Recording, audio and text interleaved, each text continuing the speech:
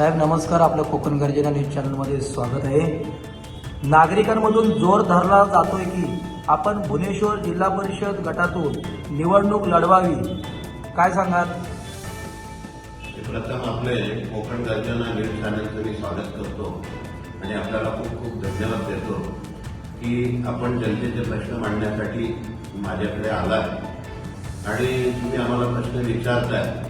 त्याचे मी माझ्या परीने लोकांच्या हिताचे जरूर सगळे उत्तर देण्याचा मी प्रयत्न करेन। आपण जो प्रश्न विचारला की लोकांचा जोर धरतोय इथंच सगळं काय ते आलं, लोक कुठल्या नेत्यांचा किंवा कुठल्या कार्यकर्त्यांच्या पाठीमागे लागतात की ज्यांच्याकडनं काही अपेक्षा असतात, ज्यांच्याकडनं काही अडीअडचणी दूर करण्याची क्षमता असते, अशा लोकांकडे लोक मागणी करतात की तुम्ही या भुवनेश्वर गटामध्ये उभे राहा।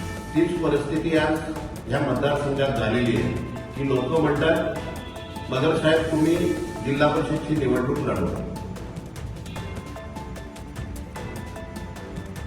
ग्रामीण भागात पाणी टंचाई दरवर्षी जाणवते, कायमस्वरूपी उपाय म्हणून आपण नेमकी कोणती योजना राबवणार आहात? गव्हर्नमेंटनी महाराष्ट्र सरकार असेल, त्याच्यानंतर केंद्र सरकार असेल, यांच्यामार्फत जलसंधारणाच्या खूप योजना या महाराष्ट्रात आणि देशामध्ये आखलेल्या आहेत।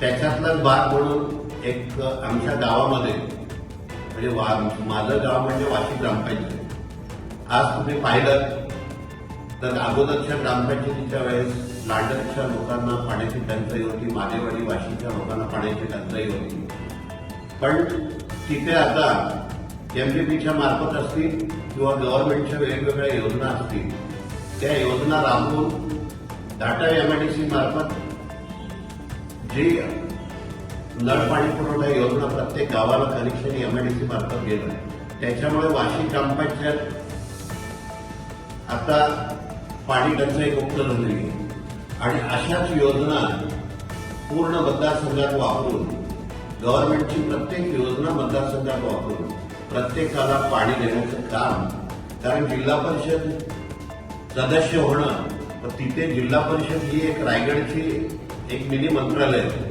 आणि त्या मंत्रालयातून जनतेच्या निकट जे असणाऱ्या जनतेच्या उपयोगी असणाऱ्या सगळ्या योजना राबवल्या जातात, तिथे पाण्याच्या योजना देखील राबवल्या जातात। आणि म्हणून मी खात्रीशीररित्या सांगतो की ज्या ज्या ठिकाणी अडीअडचणी असतील पाण्याच्या, त्या सगळ्या सोडवून अगदी वस्ती वाढीपर्यंत, आदिवासी वाढीपर्यंत आणि बौद्ध वाढीपर्यंत आणि सर्व समाज घटकांना पाणी देण्याचं काम करेल। आपण कुणबी समाजाचे नेते आहात, मात्र राजकारणात जातीचे गणित टाळता येत नाही। कुणबी समाजासाठी आजपर्यंत नेमकं काय ठोस काम केलं आहे? तुम्हाला मी सांगतो, मी जरी कुणबी समाजाचा नेता म्हणून निवडून आलो असतो किंवा मी प्रत्येक वेळेस कुणबी समाजासाठी काम केलेलं असेल, तरी माझ्यावरती ओबीसी समाजाने 18 पगड जातींनी विश्वास टाकून मला ह्या रायगड जिल्ह्याचा ओबीसीचा अध्यक्ष म्हणून मला दिलं। आणि प्रथम मी तुम्हाला सांगू इच्छितो की जरांगे पाटलांनी जो प्रश्न उपस्थित केला होता, कुणब्यांच्या ओबीसी मध्ये आरक्षण आम्हाला पाहिजे, त्याच्यावरती जात न्याय जनगणना झाली पाहिजे आणि आमच्या ओबीसीच्या हक्कावरती कुठलीही गदा न येता त्यांना आरक्षण दिलं पाहिजे, ह्याच्यावरती भव्य आणि दिव्य मोर्चा 10 ते 15 हजाराचा मोर्चा मी ओबीसीसाठी 18 पगड जातीसाठी काढला। म्हणजे मी नुसता कुणबी समाजाचा काम करत नसून मला जी जनतेने जबाबदारी दिली ओबीसीचा अध्यक्ष म्हणून, त्या ओबीसीच्या आगरी असेल, कोळी असेल, तेली असेल, माळी असेल, वंजारी असेल किंवा जे जे घटक या आमच्या मतदारसंघात येतात, या रायगड जिल्ह्यामध्ये येतात, त्या प्रत्येकासाठी प्रत्येकाला त्या आरक्षणाचा फायदा मिळावा म्हणून तो मोर्चा मी प्रथम एक मोठ्या प्रमाणात अलिबाग येथे काढला। भुवनेश्वर गटातील सर्वात मोठा प्रश्न आज कोणता आहे? पाणी, रस्ते, आरोग्य की रोजगार? आणि त्यावर आपला पहिला निर्णय काय असेल? तसे बघायला गेलं तर हा मतदारसंघ पूर्वी भाई पाशील होते, त्याच्यानंतर प्रदीप चौकेची मेसेज होती, त्याच्यानंतर मधू पाटलांच्या मेसेजनी हा मतदारसंघ लढवलेला आहे। त्याच्यामुळे आता काय झालंय की इथे मोठ्या प्रमाणात कुणबी समाज असताना इथे कुणबी समाजाने कधी प्रतिनिधित्व मिळालं नाही। या मतदारसंघात आदितीताईंनी नेतृत्व केलंय, दिग्गजांनी या मतदारसंघात काम केलेलं आहे आणि विशेष म्हणजे भाई असेल, म्हणजे अनिकेत भाई असेल किंवा आदितीताई असेल, साहेब असतील, या मतदारसंघामध्ये विशेष लक्ष असतं। तेव्हा मोठमोठ्या समस्या तरी ह्या व्यक्तींनी आणि आमदार मंत्री खासदार असल्यामुळे यांनी सोडवलेल्या आहेत, परंतु ज्यातून ज्या काही समस्या आहेत, इथली धाटाव एमआयडीसी आहे, त्या धाटाव एमआयडीसीचा विस्तार होणं आणि इथल्या स्थानिक भूमिपुत्रांना न्याय मिळणं याच्यासाठी मी निश्चित आणि जरूर तो प्रयत्न करेन आणि शक्यतो पाणी जे अन्न नागरिक पुरवठामध्ये जे आपण म्हणतो अन्न वस्त्र निवारा आणि पाणी ह्या ज्या गोष्टी आहेत, शिक्षण आरोग्य याच्यासाठी जिल्हा परिषदमध्ये सगळ्या योजना असतात आणि तिथली सगळी खाती असतात। म्हणून मी मगाशी सांगितलं की मिनी मंत्रालय आहे, त्याच्यात जर मला जनतेने संधी दिली, कारण मी आता मागण्यापेक्षा जनतेत लोक माझ्याकडे मागतात की साहेब तुम्ही उभे राहा आणि लोकांच्या आग्रहात मी आग्रहाखातीर मी ही निवडणूक लढवणार आहे। तर तुम्ही आता पाहता असाल की सगळ्या गावोगावी जेव्हा तुम्ही पत्रकार म्हणून फिरता त्यावेळेस मी मागण्यापेक्षा लोकच आता ही निवडणूक लोकांनी हातात घेतली। तेव्हा लोक जेव्हा निवडणूक हातात घेतात तेव्हा त्यांना काहीतरी माझ्याकडनं अपेक्षा असतात आणि हा माणूस अपेक्षा पूर्ण करेल ही खात्री असते, म्हणून लोक निवडणूक हातात घेतात आणि त्या पद्धतीने भुवनेश्वर गटामध्ये ही निवडणूक जनतेने हातात घेतली। स्थानिक नेतृत्व म्हणून तुम्ही या मतदारसंघात कसे वागणार? स्थानिक नेतृत्व म्हणून मी तुम्हाला सांगू इच्छितो की जेव्हा वाशी ग्रामपंचायतीची निवडणूक लागली, की वाशी ग्रामपंचायतीची निवडणूक सभेविरोधात असताना मी 100% जिंकून आलो। त्याचं एकच काम आहे, खात्री होती लोकांना की सुरेश मगरांच्या नेतृत्वाखाली जर का ती निवडणूक जिंकून आले तर नक्कीच त्या गावाचा त्या ग्रामपंचायतीचा विकास होईल। आणि मी आवर्जून लोकांना सांगेन की तटकरे साहेब असतील, आदितीताई असेल, अनिकेत भाई असतील, यांच्या माध्यमातून एमआयडीसीचा फंड घेऊन उदय सामंतांच्या मार्फत आपण 14 कोटीचा निधी ग्रामपंचायतीमध्ये वापरला। पाणी असतील, रस्ते असतील, गटारं असतील, अगदी सगळी सेवा देण्याचं काम केलंय आणि ISO ग्रामीण आमची शाळा पण बघितल्या तर तिला ISO मिळाला आहे। त्यानंतर आता तिथे शाळेमध्ये पटसंख्या वाढली, तिथलं पाणी आणि रस्त्यांचा प्रश्न मी सोडवण्याचा प्रामाणिकपणे प्रयत्न केला। साहेब, खाम विभागामध्ये इको झोन लागलेला आहे, याच्याकडे आपण कसे पाहता? मी तुम्हाला इको झोनच्या बाबतीत एकच सांगेन की इको झोन हा केंद्रामार्फत लागला होता, परंतु तो उठवण्याचा आपण आतोनात अगदी शेवटच्या टोकापर्यंत प्रयत्न करू, परंतु एखादी गोष्ट होत नसेल म्हणून ते रडत बसण्यापेक्षा त्या इको झोन असताना आपण शेतकऱ्यांचा कसा फायदा केला जाईल आणि शेतकऱ्यांचं त्याच्यातून उत्पन्न वाढून गरिबी कशी दूर होईल याकरता मी निश्चित तज्ज्ञांची मदत घेऊन, कृषी खात्याची मदत घेऊन त्याच्यावरती मी योग्य तो मार्ग काढेन आणि शेतकऱ्यांना त्याचा इको झोन असताना देखील फायदा कसा मिळेल याचा मी 100% प्रयत्न करेन। साहेब, गावातील रस्त्यांची अवस्था खराब आहे, निधी येऊनही कामे दर्जेदार होत नाहीत, याला जबाबदार कोण आणि आपण नियंत्रण कसे ठेवणार? मी तुम्हाला सांगू इच्छितो की जिल्हा परिषद लोकांनी मला आता उभं राहून सांगतात, म्हणजे ही निवडणूक जनतेने हातात घेतलेली, म्हणजे त्यांच्याकडनं माझ्या ह्याच अपेक्षा आहेत की मी प्रामाणिकपणे काम करतो। तटकरे साहेबांचा जो काही निधी असेल, काय जो येणारा सत्तेतला भाग असेल, आदितीताईंचा असेल, अनिकेत भाईंचा असेल, तो शेवटच्या घटकापर्यंत पोहोचवण्याचा मी प्रामाणिकपणे प्रयत्न करेन आणि लोकांना न्याय देण्याचा प्रयत्न करेन। शेतकऱ्यांना वेळेवर अनुदान, पीक विमा आणि बाजारभाव मिळत नाही, आपण यात प्रत्यक्ष कसा हस्तक्षेप करणार?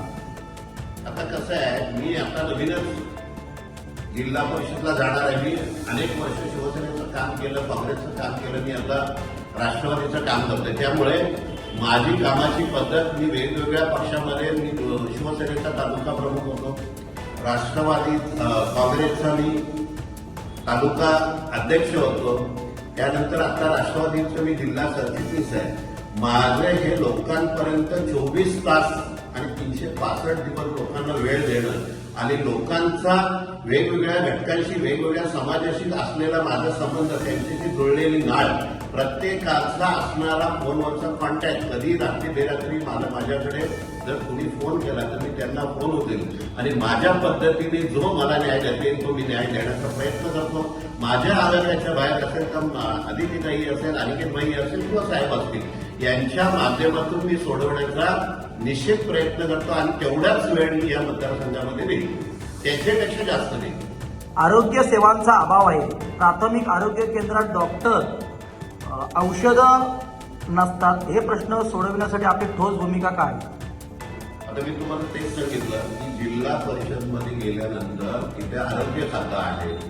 आरोग्य खात्यामार्फत या इथल्या आरोग्य खात्याचे जे काही व्यवसाय आहेत किंवा उद्योग चालतात, जे डॉक्टर आहेत त्यांच्याकडनं प्रामाणिकपणे इथल्या लोकांची सेवा करून घेणं, त्यांच्यावरती लक्ष ठेवणं किंवा त्यांना योग्य ती सेवा पुरवणे, हे काम मी तटकरे साहेब असतील किंवा इथले ज्या पक्षाचे सगळ्या पक्षाचे स्थानिक आमदार असतील सगळ्यांकडनं ती लोकांना सेवा देण्याचे आणि ते पुरवण्याचं काम मी माझ्या पद्धतीने माझ्या परीने मी व्यवस्थितरित्या करतो. महिलांसाठी रोजगार बचत गट प्रशिक्षण याबाबत फक्त कागदी योजना न राहता प्रत्यक्ष फायदा कसा मिळवून देणार? तर निश्चित सांगतो मी ग्रामीण भागातला बरेच वर्ष लोकांची प्रत्येक जाती धर्माची आणि सगळ्या जाती 18 पगड जातींची सेवा केलेला किंवा त्यांचे जाण असलेला मी कार्यकर्ता आहे.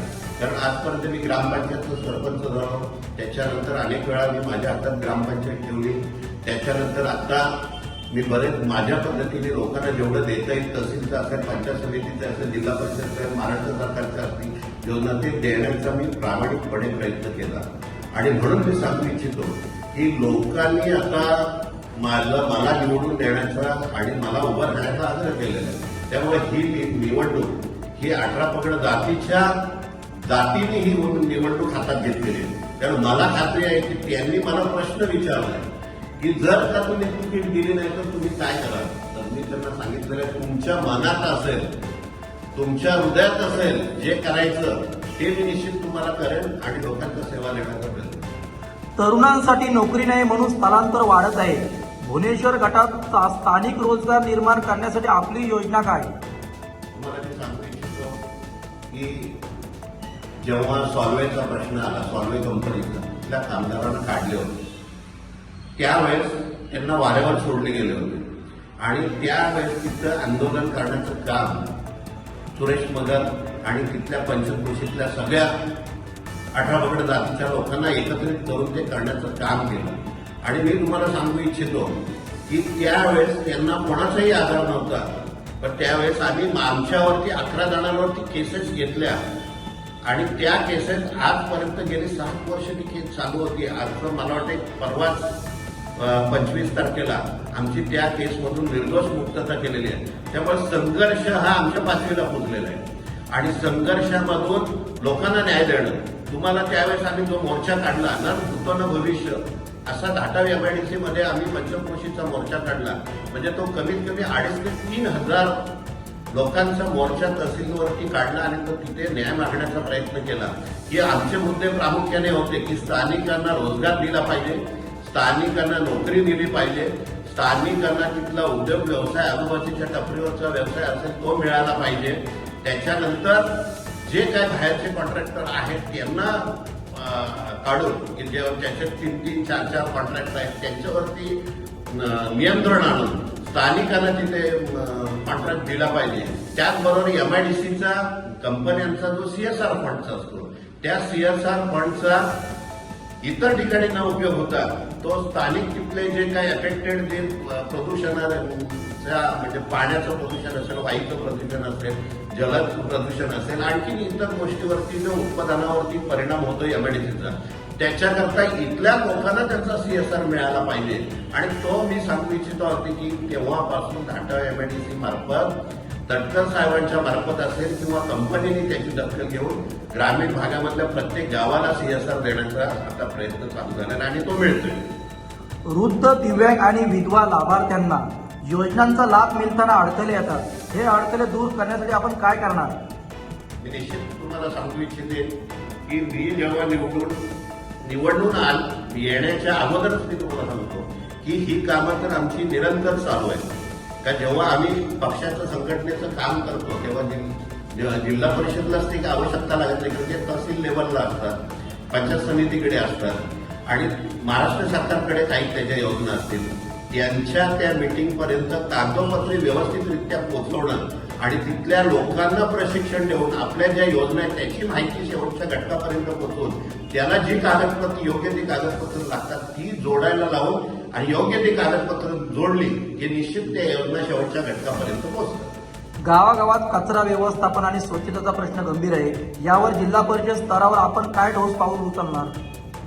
मी तुम्हाला सांगू इच्छितो की आता केंद्र सरकार असेल, राज्य सरकार असेल, संत गाडगेबाबा योजना असतील, याच्यामार्फत प्रत्येक ग्रामपंचायतीला बक्षिसं लावलेली आहेत.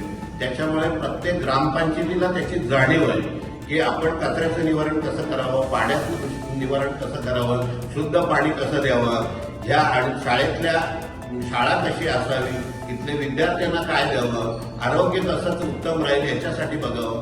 ह्या सगळ्या गोष्टीकडे गव्हर्नमेंटनी ह्या योजना आखलेल्या आहेत, परंतु त्याचे शेवटच्या घटकापर्यंत त्याची पोचवली जात नाही, त्याची माहिती पोचवली जात नाही, त्याच्या कागदपत्राची त्याची माहिती दिली जात नाही.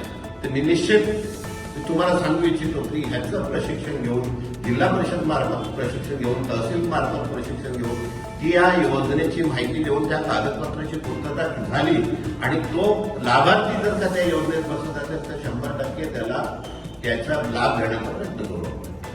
जनतेचा आरोप असतो की प्रतिनिधी निवडून आल्यानंतर संपर्क तुटतो. आपण लोकांपर्यंत पोहोचण्यासाठी कोणती यंत्रणा उभी करणार? मी तुम्हाला सांगू इच्छितो की राजकारणामध्ये जे असे उगवतात की कोणाच्या तरी वारसाने येतात आणि ते राजकारण करतात, त्यांचा हा प्रश्न असतो की ते निवडून आल्यानंतर काय करतील. मी तर तुम्हाला सांगतो की तटकरे साहेबांच्या पहिल्या 92च्या इलेक्शन पासून मी राजकारणात काम करतोय. मला 2000ला जी पहिली वार्षिक ग्रामपंचायत तिथपासून आजपर्यंत निरंतर लोकांच्या सेवेसाठी मी राजकारणात आणि लोकांची सेवा करत आहे. त्यामुळे मला हा प्रश्न नाही. मी तेव्हा कुठलेही फक्त पक्षाची पदं घेतली, मी तेव्हा कुठलेही ग्रामपंचायत सोडली, त्याच्यानंतर मी कुठलीही निवडणूक लढवलेली नाही. आता लोकांच्या आग्रहाखातीर लढवतोय, त्यामुळे मला तो प्रश्न लागू होत नाही की आपण निवडून आल्यानंतर लोकांशी कसे संपर्क करतात. मी कायम स्वरूपी अगदी 12-24 तास आणि 365 दिवस लोकांची सेवेची आहे. समजा एखाद्या कामासाठी निधी मिळत नसेल तर आपण संघर्ष करून तो मिळवणार की कारणे देणार, काय सांगाल? मी तुम्हाला सांगू इच्छितो, नाही संघर्ष करावा लागणार, नाही कारणे द्यावा लागणार. जर का आपले संबंध अधिकारी वर्ग किंवा तिथले आमदार किंवा लोकप्रतिनिधी असतील आणि शासकीय अधिकारी असतील यांच्याशी जर का आपण सलोख्याचे संबंध ठेवले तर निश्चित तुम्हाला सांगतो की लाखाचा निधी आपण करोडोपर्यंत नेऊ शकतो. 5 वर्षानंतर जनता मागे वळून पाहिल्यावर हा आमचा निर्णय योग्य होता असे म्हणेल, असं कोणतं काम आपण करून दाखवणार? मी तुम्हाला सांगू इच्छितो की इको सेन्सिटिव्ह झोन जो लागलाय, तुम्ही मगाशी प्रश्न काढला, तो इको सेन्सिटिव्ह झोनवरती आपण चांगला अभ्यास करू, तो हटवण्याचा प्रयत्न करू. तो हटत नसेल तर त्याच्यावरती मी तुम्हाला सांगतो तज्ज्ञ लोक चांगल्यावर त्याच्यावरती अभ्यास करू, त्याच्यावरती शेतकऱ्यांना आपल्याला तो कसा त्याचा फायदा देता येईल. त्यानंतर ढाटा MIDC मध्ये जो काय आता लिमिटेड कारखाने आहेत ते कसे वाढतील त्याचाही आपण प्रयत्न करू आणि जास्तीत जास्त स्थानिक भूमिपुत्रांना न्याय देण्याचा प्रयत्न करू. कारण मी इथला स्थानिक भूमिपुत्र आहे, मी काय कुठून आलेला इथे वसलेला नाही आणि त्याच्यामुळे मला इतर लोकांच्या बाबतीत असं आहे की ते कुठल्या तरी ढाटा MIDCच्या मार्फत इतर जिल्ह्यातून, इतर तालुक्यातून लोक आलेली आहेत आणि ते इथं वसलेले आहेत आणि ते इथं बरेच वर्ष राहून ते आता निवडणुका लढवतात किंवा इथले काम करतात. मी तर इथला भूमिपुत्र आहे, त्यामुळे मला लोक जन्मापासून माझ्या आई वडिलांपासून मला ओळखतात की मी एक सर्वसामान्यातला इथला स्थानिक नेतृत्व आहे. त्याच्यामुळे मी कुठे जाण्याचा प्रश्नच येत नाही. त्यामुळे मी लोकांसाठी अहोरात्र सेवेशी तत्पर आहे. थेट प्रश्न, जनतेने पुन्हा विश्वास ठेवावा यासाठी आपण स्वतःला कशी हमी देतात? मी तुम्हाला सांगतो की जनता जो काम करत असेल प्रत्येकाच्या वैयक्तिक अडीअडचणीला उपयोगी पडतील. म्हणजे त्यांच्या अडीअडचणी साध्या असतात, की बाबा मी तहसीलमध्ये माझी एखादी अडचण आली, माझी पंचायत समितीमध्ये थोडं अडचण आली, माझी ग्रामपंचायत लेवलला अडचण आली, माझी पोलीस स्टेशनला अडचण आली आणि त्या अडचणी मी सोडू शकतो, तर मला शेवटपर्यंत लोक विसरणार नाही. मी ज्या ह्या गव्हर्नमेंटच्या योजना आहेत ती मी खेडोपाडीपर्यंत पोहोचवण्याचा प्रयत्न करीन. मी ह्या धाटाव एमआयडीसीमध्ये जास्तीत जास्त भूमिपुत्र आणि स्थानिकांना न्याय देण्याचा प्रयत्न करीन. त्यांचे उद्योग व्यवसाय एमआयडीसीमध्ये, धाटाव एमआयडीसीमध्ये कसे वृद्धिंगत होतील, वाढतील याच्यासाठी मी प्रयत्न करीन. आणि तो जर मी निश्चित त्याच्यात यशस्वी झालो, आपला जो काय हातभट्ट्याचा शेती व्यवसाय झालेला आहे, तो हातभट्ट्याचा शेती व्यवसाय, भातशेतीचा व्यवसाय, आपण जर काही इतर व्यवसायाकडे त्याला जोड दिली, भाजीपाला असेल, कलिंगड व्यवसाय असेल किंवा जे काय आता गव्हर्नमेंट पेट्रोलियम पदार्थासाठी ते काही गवत उगवतात किंवा अनेक गोष्टी गव्हर्नमेंट काढतो की पर्यायी व्यवसाय म्हणून शेतीला पूरक व्यवसाय काढतो, तो व्यवसाय देण्याचा प्रयत्न केला तर निश्चित इथला जो शेतकरी आहे, इथला जो स्थानिक कामगार आहे, कारागीर आहे, तो इथेच व्यवसाय करेल. आणि याचा मी 100% प्रयत्न आजपर्यंत करत आलोय. आणि जेव्हा तुम्ही हे जिल्हा परिषदाचा मोठा पद माझ्या हातात द्याल, तेव्हा मी निश्चित लोकांच्या शेवटच्या घटकापर्यंत पोहोचून त्याला प्रत्येकाला न्याय देण्याचा प्रयत्न करेन. भुवनेश्वर जिल्हा परिषद गटात आजवर सत्ताधाऱ्यांनी काय केलं नाही, जे आपण निवडून आल्यावर करणार आहात, थेट फरक काय असेल? मी तुम्हाला सांगू इच्छितो की प्रत्येकाला असं वाटायचं की मी निवडून आल्यानंतर आश्वासनं प्रत्येकाने दिली. त्या आश्वासनं, मी आश्वासन देणारा माणूस नाही. मला तर लोक अगदी लहानपणापासून ते अगदा माझ्या आता 60पर्यंत लोक ओळखतात. त्याच्यामुळे मी 24 तास उपलब्ध असणारा माणूस आहे.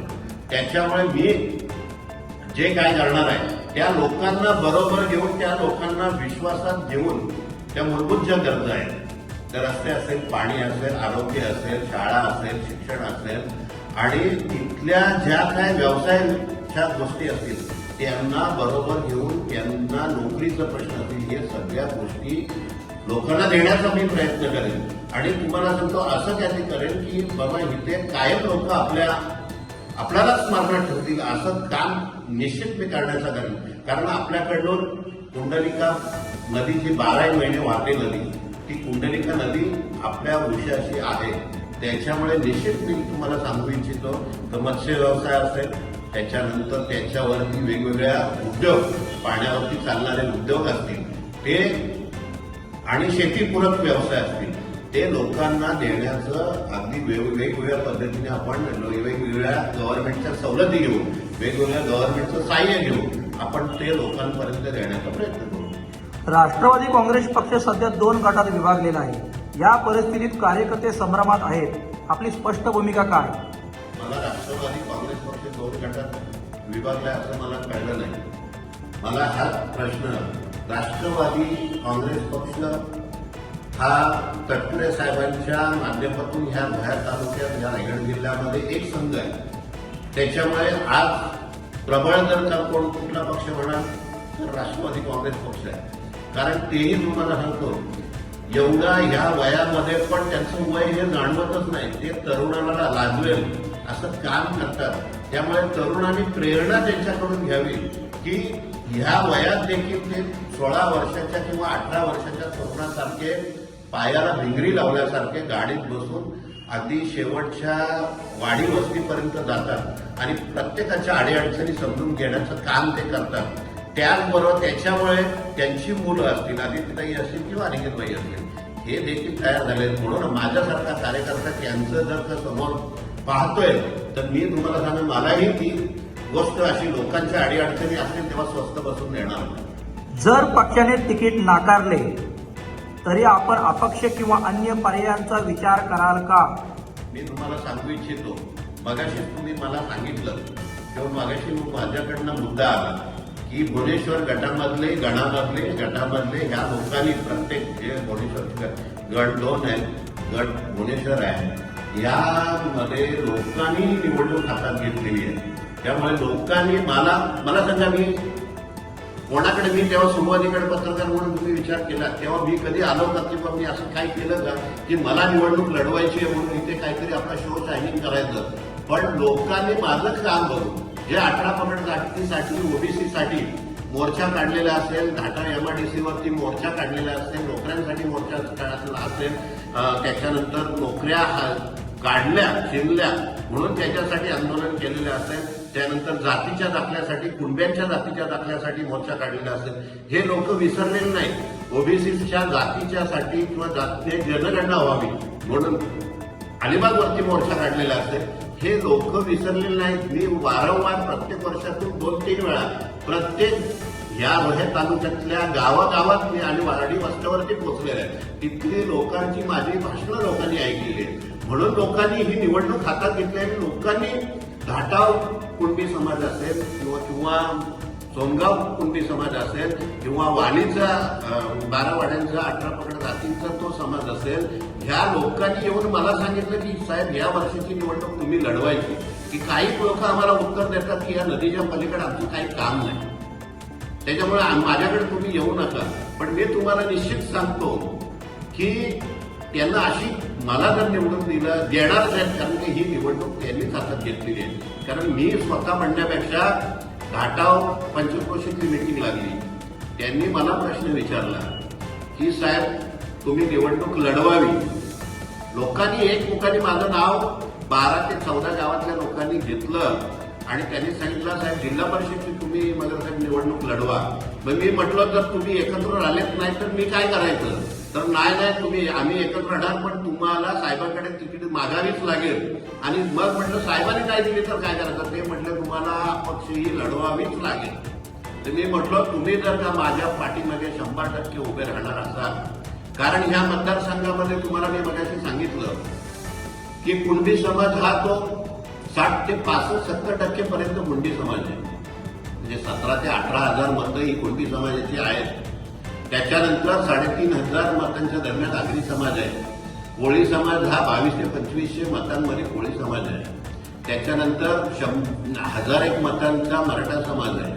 त्याच्यानंतर SC असेल, ST असतील, म्हणजे आदिवासी असतील, अनुसूचित जातीचे लोक असतील, बौद्ध, त्याच्यानंतर तुमचे ह्याची जंगम समाजाची लोक असतील, सुतार समाजाची लोक असतील, विविध जे समाज इथे आहेत त्यांची लोक असतील, ही शेकड्यात आहेत, हजारात आहेत. पण मी तुम्हाला सांगतो कुणबी समाज हा माझ्या पाठीमागे माझं काम आणि समाजाविषयी असणारी आमची जाण पाहता कुणबी समाज हा माझ्या पाठीमागे उभा राहणार आहे. आणि कुणबी समाजाबरोबर जे मी 18 पगड जातीचं काम केलंय, ओबीसीचं जे या तालुक्यामध्ये ह्या जिल्ह्यामध्ये काम केलंय, तेव्हा प्रत्येक समाजाला मी हवा असा वाटतंय. लोक मला आगरी समाजाचे येऊन सांगतात, कोळी समाजाची येऊन भेटतात, जंगम समाजाची येऊन भेटतात, सुतार समाजाची येऊन भेटतात, वेगवेगळ्या समाजाची लोक येऊन, आदिवासी लोक येऊन भेटतात, त्यानंतर याची बौद्ध समाजाची लोक येऊन भेटतात की ह्या वेळेस साहेब तुम्ही निवडणूक लढवायची आहे, तुम्ही आमच्यासाठी काम केलं आहे, की एकदा मत देण्याचं आम्हाला संधी द्या. आणि मी निश्चित त्यांचा मान राखून मी या निवडणुकीमध्ये उतरलेला आहे. त्याच्यामुळे हा सगळ्यांचा तटकरे साहेब मी म्हणतो ना तुम्हाला की ह्या रायगड जिल्ह्याचा, ह्या कोकणाचा संपूर्ण अनुभव घेतलेल्या गावागावाचा, ग्रामपंचायतीमधला सरपंच कोण आहे, त्या ग्रामपंचायतीमध्ये घरं किती आहेत, त्या ग्रामपंचायतीमध्ये गावं किती आहेत, तिथला पुढारी कोण आहे, 2 नंबरचा पुढारी कोण आहे, दुसऱ्या पक्षाचा विरोधकांचा पुढारी कोण आहे, हा सगळ्यात जाड असलेला नेता तटकरे साहेब आहे. त्यामुळे तटकरे साहेबांना निश्चित आता त्यांनी माहिती घेतलेली असेल की समाज हा ओबीसी हा 18 पगड जातीचा समाज जर का सुरेश वगैरेच्या वरती तर तो मला प्रश्नच येणार नाही. आणि लोकांनी सांगितलं की लोकांना मी आता शब्द दिलेले आहे. तुम्हाला सांगतो मी अनेक लोकांना विचारलं तर म्हटले आम्हाला उभं राहायचं नाही. आणि त्यामुळे मी त्याच लोकांना सांगितलं की साहेबांकडे मग माझी मागणी करा. आता लोक जर माझी मागणी करतात आणि लोकांना दिलेला मी शब्द आहे की त्यांनी सोनगाव ग्रुपची मीटिंग घेतली, त्याच्यात मला त्याने बोलवलं, त्याच्यात त्यांनी प्रश्न विचारला की तुम्ही निवडणूक लढवायलाच पाहिजे. कारण घाटाव यांनी विभागाची मीटिंग घेतली, त्याच्यातही तोच प्रश्न आला, वालीच्या लोकांनी तोच मला प्रश्न विचारला. म्हणजे ही सगळी लोक मी तुम्हाला सांगतो वेळ आली तर हजारोच्या संख्येने तटकरे साहेबांकडे सीट मागण्यासाठी येतील. आणि जर का नाही आली तर लोकांनी निवडणूक हातात घेतलेली आहे. त्यामुळे तो आता माझ्या प्रश्नाचा किंवा मी निर्णय घेण्याचा विषयच नाही राहिलेला. जर मी निर्णय घ्यायचं म्हटलं किंवा माघार घ्यायचं म्हटलं तर लोक लोक माझ्यावरती असा आरोप करतील की यांना काहीतरी दिलं आणि यांनी माघार घेतली.